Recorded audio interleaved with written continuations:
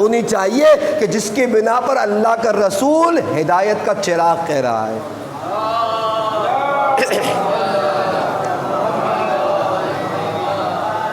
اب آپ غور کریں، سورج بذات خود روشن تو ہوتا ہے، لیکن زمانے والوں کو روشنی بھی عطا کرتا ہے، لیکن کسی کو اپنی ذاتی روشنی نہیں دیتا۔ جیسے خود روشن ہوتا ہے ویسے منور نہیں کرتا۔ جو لوگ سائنس جانتے ہیں وہ مجھ سے بہتر جانتے ہیں کہ چاند کی تو اپنی کوئی روشنی نہیں ہوتی، وہ سورج سے کسب کرتا ہے اور زمانے کو منور کرتا ہے، اور منور بھی کرتا ہے تو اپنی ذاتی روشنی کسی کو نہیں دیتا۔ اسی طریقے سے ستارہ، اس کی بھی اپنی کوئی روشنی نہیں ہے، یہ بھی سورج سے کسب کرتا ہے، پھر زمانے والوں کو روشن اور منور کرتا ہے، تب بھی اپنی ذاتی روشنی عطا نہیں کرتا۔ واحد چراغ میں یہ خوبی ہوتی ہے کہ ایک چراغ سے ہزاروں چراغ جلا لیے جائے، نہ اس کی روشنی میں کمی آتی ہے نہ روشنی دینے میں بخالت کرتا ہے۔ جانے کے بعد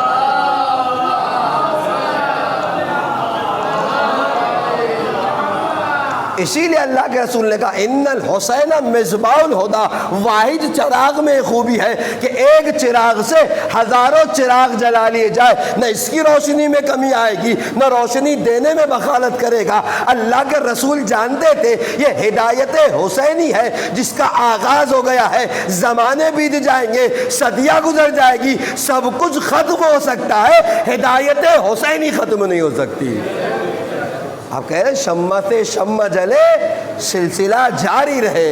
عزیزان گرامی یہ وہی شمع ہدایت حسینی ہے کہ عزیزان گرامی دنیا ختم ہو سکتی ہے لیکن ہدایت حسینی ختم نہیں ہو سکتی۔ اسی لیے اللہ کے رسول نے کہا ان الحسین مصباح الہدی، اور حقیقت بھی ہے عزیزان گرامی، خود امام حسین آپ دیکھیں کہ اس مقصد کو بارہا بیان کر چکے ہیں۔ میں کیوں نکلا ہوں کہ نانا کی امت کی اصلاح کر سکوں، طلب اصلاح امتی امت جدی، کہ میں اپنے نانا کی امت کی اصلاح کے خاطر نکلا ہوں۔ آج آپ نے توفیق ہوئی ہوگی، زیارت بھی پڑھی ہوگی، کیا کہتے ہیں آپ؟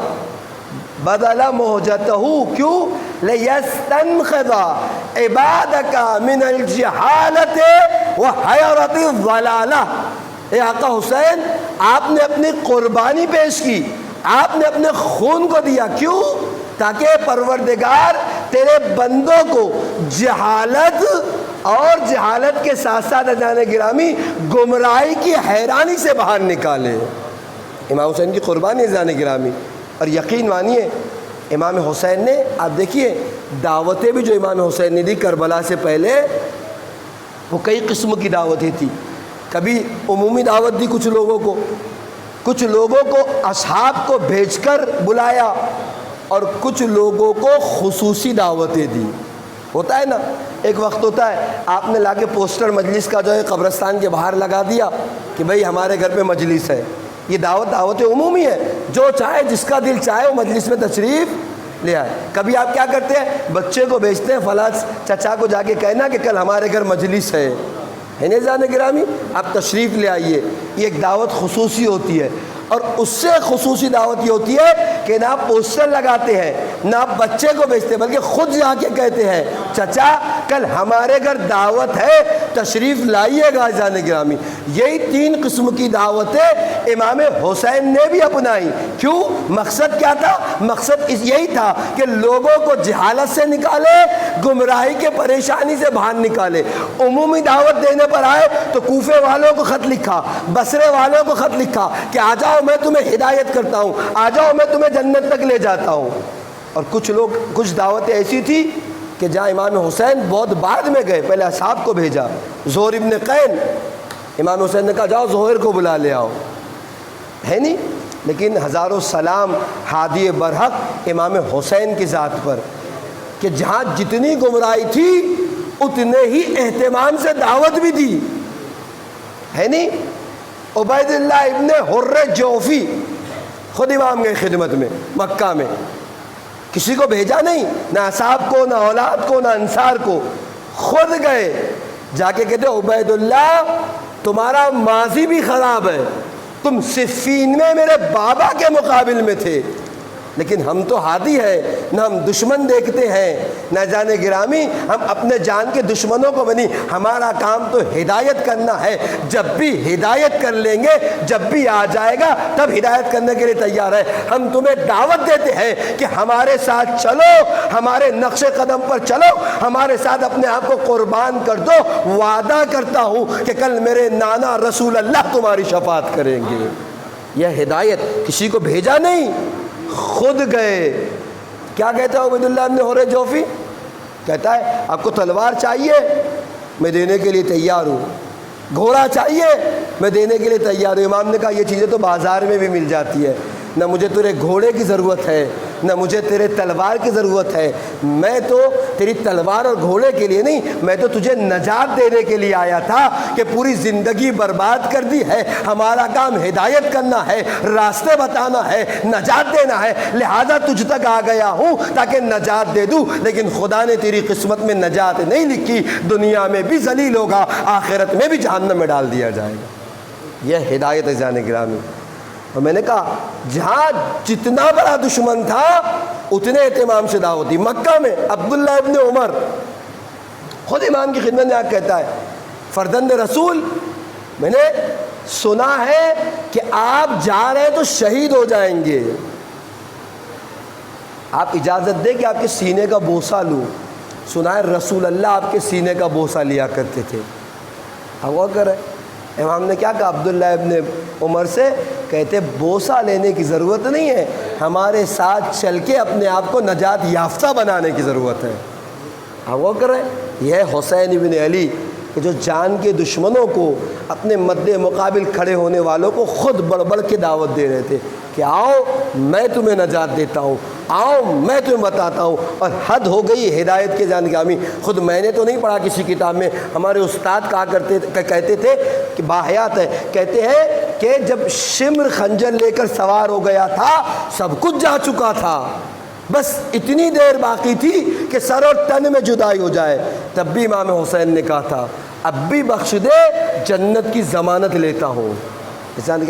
اس سے اچھا ہادی بھی کوئی ہوگا، اس سے بڑی بھی ہدایت کوئی ہوگی کہ سب کچھ ہے، زخموں سے چور چور ہے حسین، تیر لگے ہوئے ہیں، نیزے لگے ہوئے، جانتے ہیں کہ اب کسی صورت زندہ نہیں رہ سکتا، سر تن سے جدا ہو تب بھی شہادت، نہ ہو تب بھی شہادت، اس کے باوجود کہہ رہے اب بھی آ جاؤ، ہدایت کرنے کے لیے تیار ہو جانے گرامی۔ تو یقین مانیے یہ در حسین ہے، جو بھی آ جاتا ہے ہدایت یافتہ ہو جاتا ہے، نجات یافتہ بن جاتا ہے۔ ہماری بھی ذمہ داری ہے آئے تو در حسین سے دروس کربلا کو لے کر جائے، ہدایت یافتہ بھی ہو جائیں گے، نجات یافتہ بھی ہو جائیں گے۔ اور حسین آواز دے رہے اگر ہمارے دروازے پر آؤ گے تو علم و حکمت سے نوازیں گے، مر جاؤ گے تو شہادت نصیب کریں گے۔ یہ باتیں میں کیوں اس تک آپ کو لے آیا؟ افسوس آج وہاں ہوتا ہے کہ جس حسین نے ہدایت کے لیے، جس حسین نے دین کے لیے قربانی دی، آج ہم اسی حسین کے نام سے دین کو نقصان پہنچاتے ہیں، اس کی ہدایت کو نقصان پہنچاتے ہیں نہیں۔ اگر میں کہوں کہ نماز، آج کتنے لوگ یہ کام کرنے لگے ہیں، نماز کا اور عزاداری کا تقابل، نماز کا اور حسین کا ٹکراؤ۔ عزیزان گرامی آپ ٹکراؤ ہوتا کہاں ہے؟ انتخاب کی بات ہوتی کہاں ہے؟ آپ دکان پہ گئے، دو قلم آپ کے سامنے ہیں، جب دونوں آپ کو خریدنے ہیں تو آپ ایک کو برا کریں گے کیوں؟ بھئی دونوں آپ کو لینا ہے، اس کو اچھا اس کو برا بولنے کی ضرورت نہیں ہے۔ اچھا برا بولا کہا جاتا ہے جب دو میں سے کسی ایک کو اپنانا ہو، دوسرے کو چھوڑنا ہو، تو جسے اپنانا ہو اسے اچھا بنا لیا جائے، جسے چھوڑنا ہو اسے خراب کر دیا جائے۔ بھئی عزاداری کہتے کسے ہے؟ کیا مجلس کرنے کا نام عزاداری نہیں؟ یہ زیادہ نہیں، میں آپ کی خدمت میں پیش کروں، جو چیز کربلا کی یاد دلا دے اسے کہتے عزاداری۔ مصلی عبادت پر آؤ تو ان سجدوں کو یاد کرو جو تیروں کی بارش میں کیے گئے، مصلی پر آؤ تو ان ہاتھوں کو یاد کرو جو ہتھکڑیوں کے ساتھ عبادت کے لیے اٹھے۔ تو عزیزان گرامی نماز سے بہترین عزاداری کیا ہوگی کہ جسے ہم مصلی عبادت پر بجا لاتے ہیں۔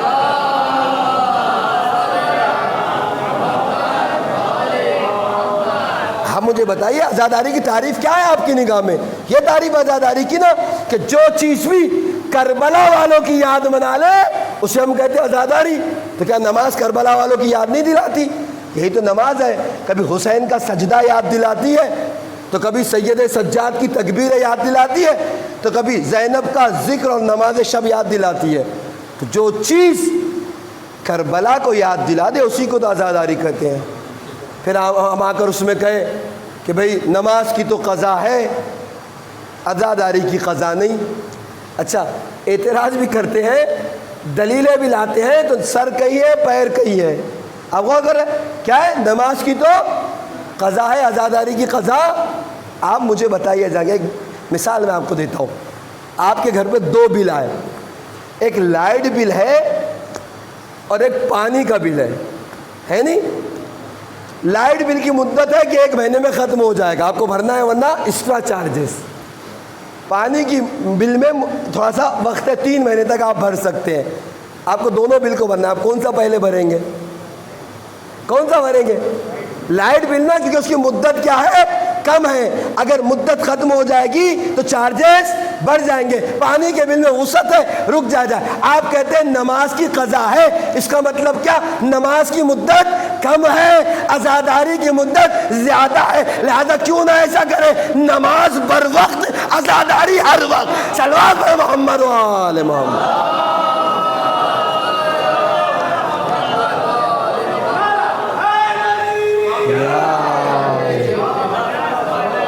یہ تو عقلی فیصلہ ہے. آپ نے فیصلہ کیا کہ جس کی مدت کم ہوتی ہے پہلے اس کو انجام دے دیا جاتا ہے. 24 گھنٹے میں کوئی وقت معین ہے. رات کے 2 بجے اٹھ کے آپ مجلس کر رہے ہیں، کوئی روکنے والا ہے؟ 4 بجے کر رہے ہیں، کوئی روکنے والا ہے؟ پھر کیوں ایسا ہے جانے گرامی کہ اس کی قضا اس کی قضا نہیں؟ ہونا تو یہ چاہیے جس کی قضا ہے اسے پہلے بجا لا لو، اس کے بعد وقت میں وسعت ہی وسعت ہے. جب چاہو جیسے چاہو عزاداری برپا کر لینا.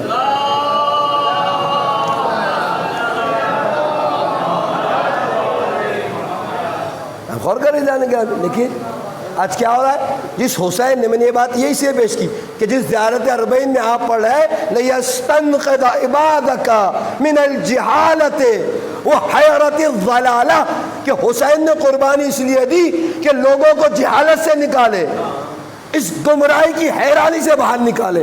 آج افسوس اسی حسین کے نام پر کبھی دین کو ٹھیس پہنچائی جا رہی ہے، کبھی نمازوں کو روکا جا رہا ہے، کبھی عبادتوں سے منع کیا جا رہا ہے نہیں؟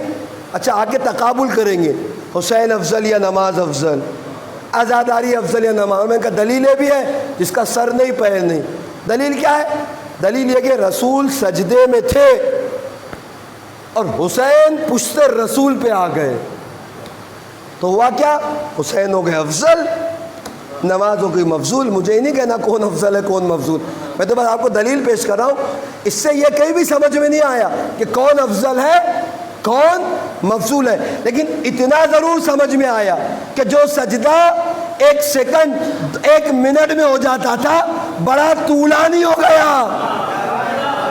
یہ تو سمجھ میں آیا کہ جہاں حسین آ جائے سجدے طولانی ہو جایا کرتے ہیں. صلوات پر محمد و آل محمد.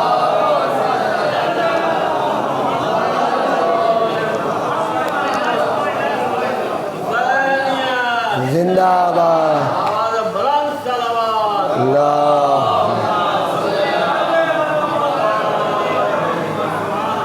اب غور کریں، اس سے کہیں یہ ثابت نہ ہوا کہ کون افضل ہے کون مفضول ہے، لیکن یہ ضرور سمجھ میں آ گیا کہ جہاں حسین آئیں گے سجدے 2 منٹ کے ہوں گے تو 20 منٹ کے ہو جائیں گے. اب غور کریں، اب چاہے حسین کسی کی پشت پہ آئے یا حسین کسی کے دل میں آ جائے، سجدے طولانی ہوں گے تبھی سمجھ میں آئے گا کہ حسین آ گئے ہیں، چاہے وہ پشت پہ آ جائے چاہے کسی کے دل میں آ جائے. اب غور کر جائے گامی، تو حسین سے نمازوں کو ٹکرایا نہیں جاتا ہے جان گرامی. میں نے کہا انتخاب وہاں ہوتا ہے جب ایک کو اپنانا اور ایک کو چھوڑ دینا ہو. یہاں تو کسی کو اپنانا ہی نہیں ہے. اور ٹکراؤ بھی کہاں ہوتا ہے؟ جب ایک ہی راستے پر جان گرامی لوگ چل رہے ہو، ہے نہیں؟ آپ دیکھیے عزاداری اور نماز میں واضح فرق ہے. میں خدمت پیش کروں، نماز وہ ہے جسے فرشتے لے کر آسمان کی طرف جاتے ہیں، ہے نہیں؟ اور عزاداری وہ ہے جس کو کرنے کے لیے فرشتے آسمان سے نیچے آتے ہیں، ہے نہیں؟ یہ گاڑی اپنے راستے جا رہی ہے، وہ اپنے راستے آ رہی ہے۔ اذان کیا دونوں میں فرق ہے نہیں؟ روایت ہے، میں خود آج دیکھ کر آ رہا ہوں کہ جب جنت سے ملائکہ چلتے ہیں تو حوران جنت کہتی ہے کہ زمین پر جانا تو ہمارے لیے تحفہ لے آنا۔ اذان کیا تحفہ کون سی چیز لائی جاتی ہے؟ آپ گئے یہاں سے زیارت کے لیے، مثلا کربلا مولا نجف اشرف، کیا لے کے آتے آپ؟ تحفہ وہی چیز تو لائی جاتی ہے جو آپ کیا نہیں ملتی۔ کفن خریدا کہ کربلا کا کفن نہیں ملتا، سجدگاہ خریدی کہ سجدگاہ نہیں ملتی، تو تحفے بھی دیے جاتے ہیں اس چیز کے کہ جو چیز آپ کے علاقے میں مفقود ہے، آپ کے علاقے میں نہیں ہے۔ اور جنت ایسی جگہ ہے جب کون سی چیز ہونا ہو، ملائکہ پوچھتے ہیں لائے تو کیا لائے، تو آواز دیتے ہیں قبر امام حسین کی مٹی لے آنا جو جنت میں موجود ہے۔ آپ غور کر جان گے۔ تو نماز وہ ہے جسے فرشتے زمین سے آسمان تک لے جاتے ہیں، اور عزاداری وہ ہے کہ جس کے لیے ملائکہ زمین پر تشریف لاتے ہیں۔ لہٰذا نہ نماز میں نہ دین میں کبھی بھی حسین کا ٹکراؤ نہیں ہے جان گرامی، بلکہ حسین ہی ہیں جنہوں نے دین کو بچایا، دین کی حفاظت کی، دین کے لیے قربانی دی، ہے نہیں؟ ایک واضح روایت جو آپ سنتے ہیں، اور نہ صرف علماء شیعہ نے بلکہ اہل تسنن میں بعض علماء نے، خود علامہ جلال الدین سیوطی اپنی کتاب تاریخ خلفاء میں لکھتے ہیں، ایک وقت ہے اللہ کے رسول ہے، مسجد نبوی ہے، خطبہ دے رہے ہیں۔ کیا ہے خطبے میں؟ کیا ہوتا ہے؟ نماز کے احکام، روزے کی باتیں، حج کی فضیلتیں، یہی تو خطبہ ہوتا ہے۔ اللہ کے رسول خطبہ دے، علامہ جلال الدین سیوطی لکھ رہے ہیں، ہمارے نہیں بلکہ اہل سنت والجماعت کے جان گرامی ہے۔ کیا لکھا ہے کہ اللہ کے رسول خطبہ دے رہے، اللہ کے رسول کی نگاہ مسجد نبوی کے دروازے پر پڑی۔ کیا ہوا؟ کیا دیکھا؟ ایک چھوٹا سا بچہ مسجد نبوی میں داخل ہوا۔ اچھا داخل نہیں ہوا، پیر دامن سے الجھا، بچہ زمین پر آ گیا۔ ہونا کیا چاہیے تھا؟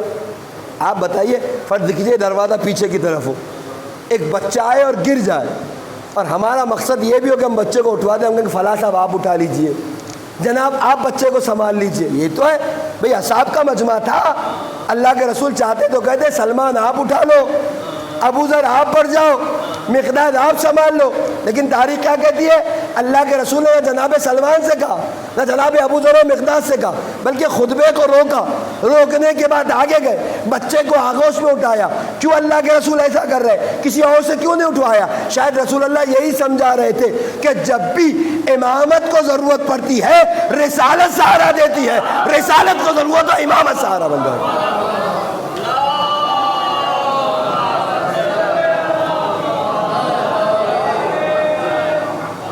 بھائی ہمارے پاس تو یہی ہے نا کہ قول معصوم بھی حجت ہے، فعل معصوم بھی حجت ہے، بلکہ بسا اوقات سکوت معصوم بھی حجت ہے۔ تین حجت ہے ہمارے پاس۔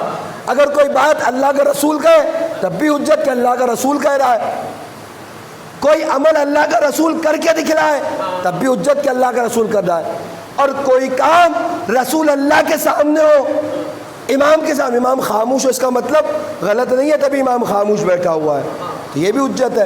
تو اللہ کے رسول نے عملی پیغام دیا کہ یاد رکھو میں چاہتا تو کسی سے بھی اٹھوا سکتا تھا، لیکن خود اٹھا کے بتا رہا ہوں کہ جب بھی امامت کو ضرورت ہوتی ہے رسالت سہارا بنا کرتی ہے، رسالت کو ضرورت ہوگی امامت سہارا بنے گی۔ ہوا کیا اس کے بعد؟ اچھا اٹھا لے آئے، اٹھا لانے کے بعد ممبر پہ گئے۔ اب ہونا کیا چاہیے اصولاً؟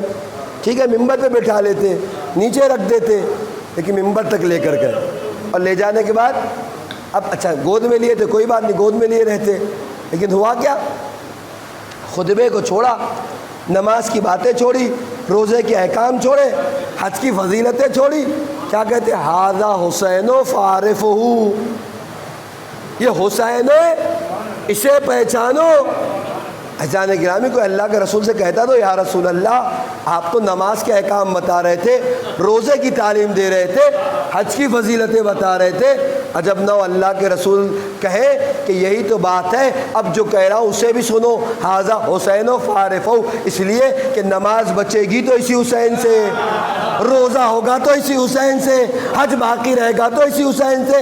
نمازیں پڑھتے رہے، حسین کو نہ پہچانا، نماز کسی کام کی نہیں، روزہ رکھتے رہے، حسین کی معرفت حاصل نہ کی، روزہ کسی کام کا نہیں، حج بجا لاتے رہے، حسین کی معرفت حاصل نہ کی تو قسمت کے چکر تو لگائے لیکن حج بجا نہیں لایا۔ اسی لیے تو آپ زیادہ میں کہتے ہیں اشہد انک قد اقمت الصلاۃ وآتیت الزکاۃ وامرت بالمعروف ونہیت عن المنکر۔ یہ آقا حسین آپ ہے جس نے نماز کو قائم کیا، زکوٰۃ ادا کی، ہے نہیں؟ ہم گواہی دیتے ہیں۔ فیضان گرامی، یہ حسین کی ذات ہے جس نے دین کی حفاظت کی۔ اللہ کے رسول نے اسی لیے خطبے کو چھوڑا، اور چھوڑنے کے بعد کیا کیا جان گرامی؟ اس طریقے سے امام حسین کو پہچنوایا۔ اور زمانہ کیا پہچانے حسین کو؟ کچھ جملے میں نے آپ کی خدمت میں پیش کیے، تو یہ ہدایت حسینی ہے۔ ان الحسین مصباح الہدیٰ و سفینۃ النجاۃ، کہ حسین ہدایت کا چراغ ہے اور نجات کی کشتی ہے۔ ایک جملہ کہوں، کل میں نے کچھ جملے زینبیہ والی مجلس میں کہے، آپ کی خدمت میں پیش کیے دیتا ہوں۔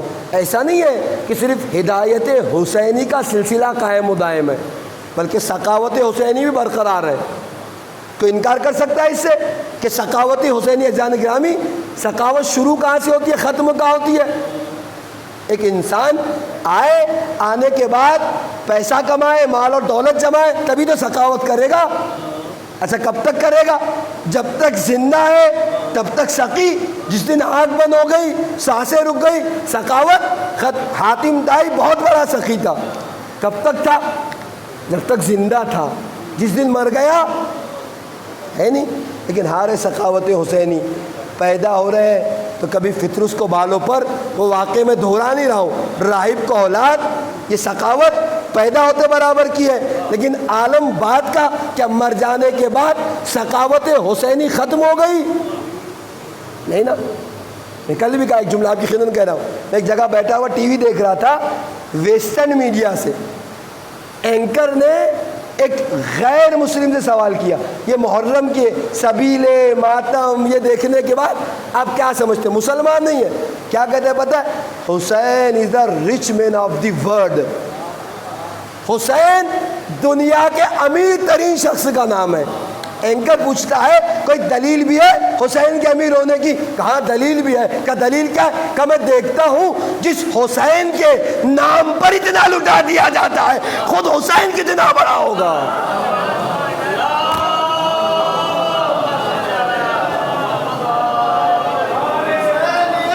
زندہ باد، زندہ باد، مردہ آباد، مردہ آباد۔ وہ کہتا ہے کہ جس حسین کے نام پہ لوگ اتنا قربان کر رہے ہیں، خود کیسا رہا ہوگا کہ جس کے نام پر لوگ اتنا لٹانے کے لیے تیار۔ بند ہو گئی سخاوت ہے عزیزان گرامی؟ نہیں۔ اور آئیے آپ 2 محرم کو جب آقا حسین وارد کربلا ہوئے تھے، قبیلے بنی اسد والوں سے زمین خریدی تھی تو کیا کہا تھا؟ یہ زمین میں تمہیں ہبہ کیے دیتا ہوں۔ حسین کی 3 شرطیں، ایک شرط کیا تھی؟ جب بھی کوئی حسین کا زائر کربلا آئے تو اسے حسین کا 3 دن مہمان رکھنا۔ قسم خدا کی 40 کا زمانہ ہے، کوئی حکومت اس بات کی استطاعت نہیں رکھتی کہ اتنے بڑے مجمع کو کھانا کھلائے، اتنے بڑے مجمع کو پانی پلائے، اتنے بڑے مجمع کو رہنے کے وسائل فراہم کرے۔ یا یوں کہہ لوں، اگر حسین کی میزبانی نہ ہوتی تو حکومتیں تھک جاتی، ہار جاتی۔ آج آپ دیکھیے حج میں ذرا ہزاروں سے لاکھوں تک مجمع نہیں پہنچا۔ آج سے 4-5 سال پہلے کیا کیا سعودی گورنمنٹ نے؟ ہر کنٹری کے کوٹے بانٹ دیے، ہندوستان سے اتنے حاجی آ سکتے ہیں، پاکستان سے اتنے، انڈونیشیا سے اتنے، سعودی عربیہ سے اتنے، ایران سے اتنے۔ یہی تو ہوا نہیں ہوا؟ آپ بھی دیکھتے ہیں کہ ہر علاقے کے کوٹے بانٹے۔ بابا کیوں آپ کوٹے کیوں بانٹ رہے؟ کیوں آپ نے جو ہے تقسیم کر دی؟ کہ بھائی پانی کے مسائل آتے ہیں، رہنے کے لیے ہوٹلیں کم پڑ جاتی ہیں، اناج کی کمی ہو جاتی ہے، دوائیں کم پڑ جاتی ہے، حتیٰ حاجت کے لیے جگہ نہیں ہوتی کہ لوگ حاجتیں کریں۔ کہ بھئی کیوں؟ کہ یہ بس کا نہیں، ذرا مجمع ہزاروں اور لاکھوں سے اوپر چلا جائے تو حکومتیں چلانے لگتی ہے، شور و غوغا کرنے لگتی ہے۔ یہ واحد حسین کی میزبانی ہے، لاکھوں نہیں کروڑوں جاتے ہیں، نہ پانی کے مسائل، نہ کھانے کے مسائل، نہ رہنے کے مسائل، نہ دوا کے مسائل حل گئے۔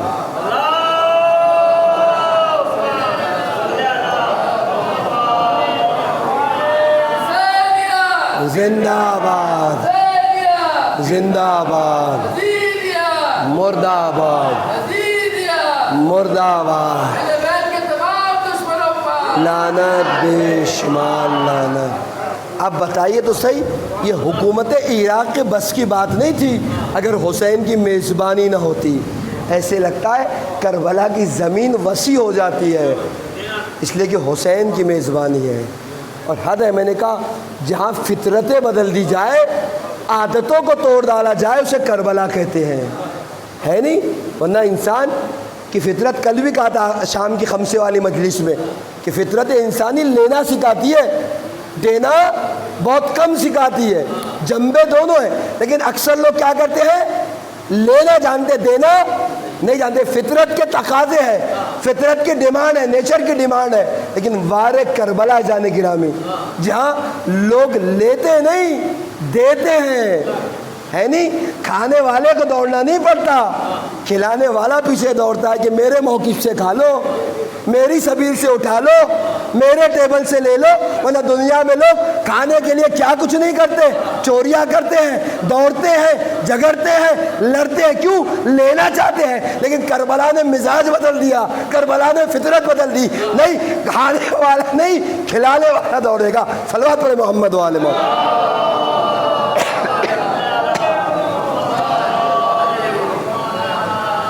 یہ کربلا نے مزاج بدل دیا کہ جہاں کھانے والے کو بھاگنا نہیں ہے، کھلانے والا آئے گا، ہمارے ہاں سے لے لو، ہمارے سے سبیل سے کھا لو، ہمارے گھر پہ ٹھہر جاؤ۔ اب بتائیے تو صحیح، ایک روپیہ دیتے دیتے سال بھر جان نکل جاتی ہے، لیکن وہاں کربلا جنے صرف مال، جان، اولاد وقت ہوتا تو پیش کرتا۔ کتنے واقعے ایسے اخبارات نے نقل کیے جہاں لوگ اپنی جانیں اور اپنی اولادیں دے دے کر زائرین ابا عبداللہ الحسین کی۔ غور کریں، سال گزشتہ ایک باپ کے 2 بچے لائٹ کے بجلی کے کرنٹ کی وجہ سے صرف مر گئے، یقین مانیے۔ کیوں؟ موقف لگا رہا تھا، جب اسے انٹرویو لیا گیا کہ آپ کے بچے چلے گئے، کہ 2 کیا، خدا 4-6 دیتا، سب حسین پہ قربان کر دیتا۔ یہ ہے کربلا، جب لینا نہیں دینا سکھایا جاتا ہے، فطرتیں بدلی جاتی ہے جانے گرامی۔ یقین مانیے یہ کربلا کا معجزہ ہے۔ میں نے کہا غذائیں کم پڑتی ہے، لیکن اب کربلا میں جا کے دیکھیے، جو گیا اللہ اسے بار بار نصیب کرے، اور جو نہیں گیا اسے جلد از جلد نصیب کرے۔ جائیے تو اس منظر کو دیکھیے کہ ہونا کیا چاہیے تھا، غذائیں ختم ہو جاتی، کھانے والے کم پڑتے ہیں، کھانا کم نہیں پڑتا۔ کیوں؟ حسین کی میزبانی ہے۔ میں نے کہا اگر انسانوں کے بس کی بات ہوتی تو کبھی امکان نہیں تھا کہ اتنے لوگوں کو سنبھالتے، اتنے لوگوں کا انتظام کرتے، لیکن وہ حسین نے جو وعدہ کیا تھا کہ اگر کوئی زائر آئے تو اسے حسین کا 3 دن مہمان رکھنا، تو یہ مہمانی میزبانی آقا حسین کی، کہ جس کے لیے لاکھوں اور کروڑوں کے مجمع کو غذائیں ہیں، پانی ہے، میں نے کہا ہر قسم کی سہولتیں ہیں جو کربلا میں موجود ہے۔ غور کرے جان گرامی، تو میں نے کہا ایسا نہیں کہ صرف ہدایت حسینی جاری و ساری ہے، سخاوت حسینی بھی جاری و ساری ہے۔ کل بھی کہا ایک جملہ، پھر آپ کی خدمت میں کہوں کہ یاد رکھیے، ہم تو صرف مادیات کو دیکھتے ہیں کہ حسین نے کھانا دے دیا، حسین نے تبرک دے دیا، حسین سے بریانی مل گئی، حسین سے کھچڑا مل گیا۔ کبھی معنویات کو بھی تو سوچئے کہ کیا کچھ حسین سے نہیں لیا۔ دعا کا سلیقہ سیکھا تو فرش اعضاء سے، والدین کا احترام لیا تو فرش اعضاء سے، امانت داری سیکھی تو فرش اعضاء سے، صداقت لیا تو فرش اعضاء سے، اچھے اخلاق سیکھے تو فرش اعضاء سے، کردار کو سنوارا تو فرش اعضاء سے۔ کیوں آپ مادیات دیکھتے ہیں؟ معنویات بھی دیکھیے، کون سی اچھی صفت ہے جو آپ نے فرش اعضاء سے نہیں لی نہیں ہے، یہ حسین کی سخاوت و ہدایت ہے جو تا قیام قیامت باقی رہے گی۔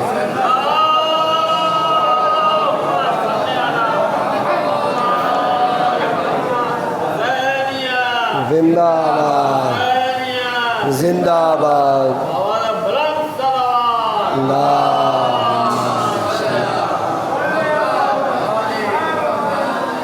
ملاحظہ کیا تو آپ مادیات مت دیکھیے، معنویات بھی کیا کچھ فرش اعضاء سے نہیں لیا، جتنی اچھائی آپ ٹٹولیا فرش اعضاء کا صدقہ ہے کہ جو آج آپ کے اندر موجود ہے۔ یہ حسین کی سخاوت ہے، یہ حسین کی وہ ہدایت ہے جس کے لیے اللہ کے رسول کہہ رہے ہیں ان الحسین مصباح الہدی و سفینۃ النجاہ، کہ حسین ہدایت کا چراغ، نجات کی کشتی۔ میں نے کہا جو بھی در حسین تک آ جائے گا علم و حکمت سے نوازیں گے، مر جائے گا تو شہادت نصیب ہوگی زانگان۔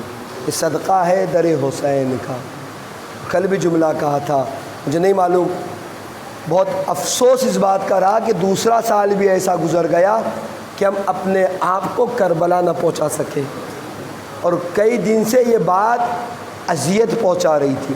لیکن کل میں نے آیت اللہ جوادی آمولی کا ایک جملہ پڑھا، وہ کہتے ہیں کہ آپ نے ارادے کیے آپ کربلا نہ پہنچ سکے تو یہ نہ کہیے گا کہ توفیق نہیں ہوئی، یہ کہیے کہ خدا نیتوں پر ثواب دیتا ہے۔ اس بات کا احساس کیجیے کہ آپ کربلا میں روزہ امام حسین پر ہے، اور حقیقت ہے ہماری کیا خطا، کیوں ہم کو وہاں تک جانے نہیں دیا گیا، کیوں ہم پہنچ نہ سکے؟ تو وہ کہتے ہیں کہ آپ نے نیت تو کی تھی، آپ کی طرف سے کمی نہیں تھی، کمی سامنے سے واقع ہوئی ہے، کسی اور وجہ سے ہوئی ہے، تو آپ کو کربلا جانے کا ثواب اگر آپ نے نیت کی تھی اور ارادہ کیا تھا تو ملے گا۔ لیکن عزیزان گرامی، ساری باتوں کے باوجود افسوس تو اس بات کا ہے کہ کاش کربلا میں ہوتے،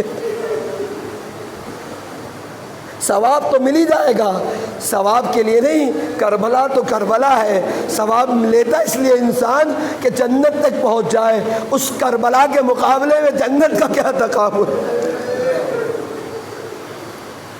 جو لوگ چلے گئے خوش نصیب ہے کہ علی کی بیٹی زینب کے طریقے سے 40 کربلا میں منا رہے ہیں، اور ہماری قسمت نہ ہوئی کہ ہم روزہ حسین پہ کھڑے ہو کے کہتے السلام علیکہ یا ابا عبداللہ،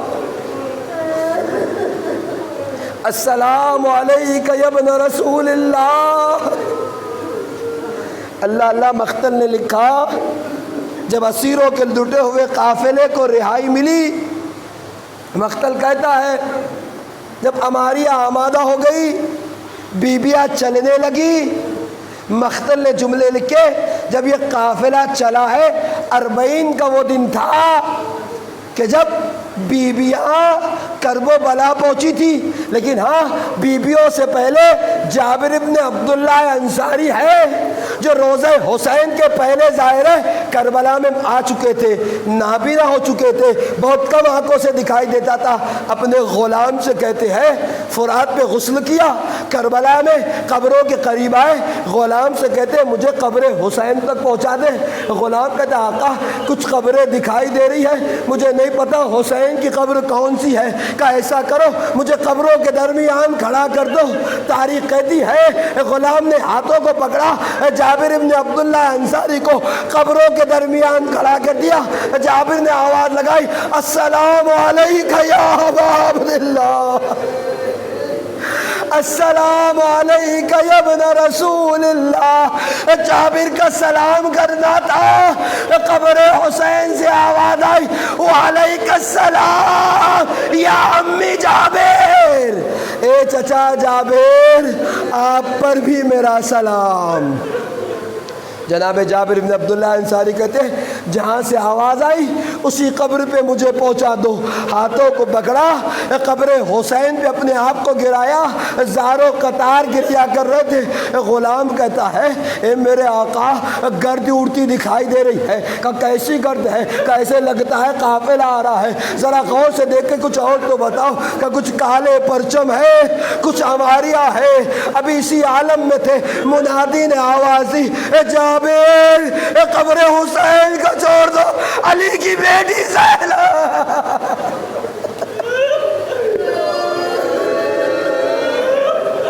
کتنا احترام تھا علی کی بیٹیوں کا، نبی زادی کا، صحابی رسول ہے، غلام کو کہتے جلدی چلو مجھے کسی جھاڑیوں تک لے جاؤ، علی کی بیٹی آئی ہے، کون کہتا جابر سے، اے جابر جس زینب کو اتنا پردے کا لحاظ تھا، جس کے پردے پر آپ اتنا ٹوٹ پڑے، وہی زینب ہے، کوفہ اور شام،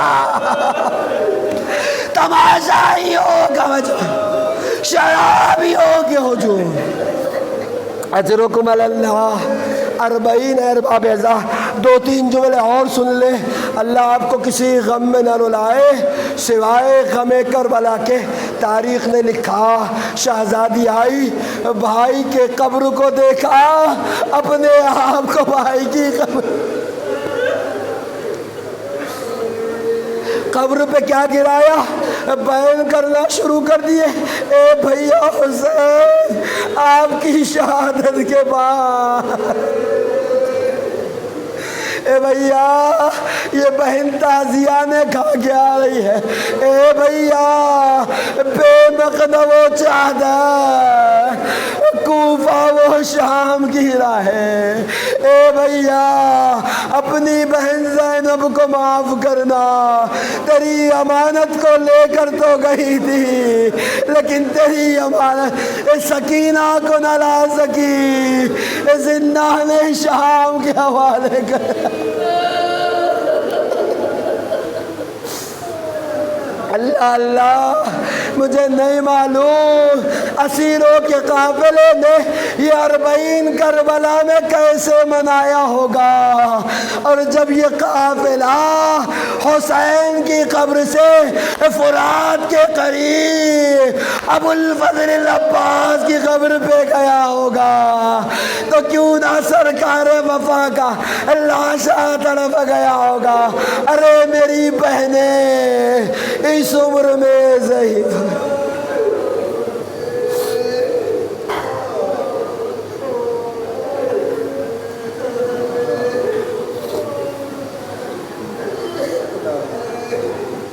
الا لعنۃ اللہ علی القوم الظالمین، سیعلم الذین ظلموا ایہا منقلب ینقلبون۔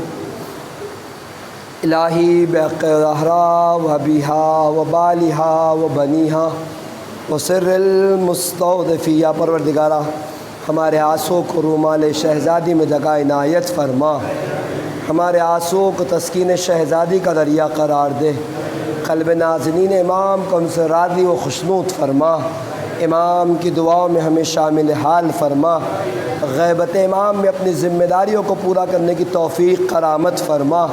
میرے معبود تجھے واسطہ محمد وآل محمد کا زندگی میں زیارت امام حسین علیہ السلام، آخرت میں شفاعت امام حسین علیہ السلام نصیب فرما، ہمارے سینوں کو محبت امام حسین علیہ السلام سے معمور فرما، آخر دم تک اس محبت پر باقی رہنے کی توفیق کرامت فرما، محبت کے ساتھ ساتھ معرفت و اطاعت کا جذبہ عنایت فرما۔ میرے معبود واسطہ محمد وآل محمد کا منتقم خون امام حسین یوسف دارہ امام زمانہ کے ظہور میں تعجیل فرما، امام کے مخلص غلاموں میں ہمارا شمار فرما۔ ربنا تقبل منا انکا انت السمیع العلیم۔ ماتم حسین۔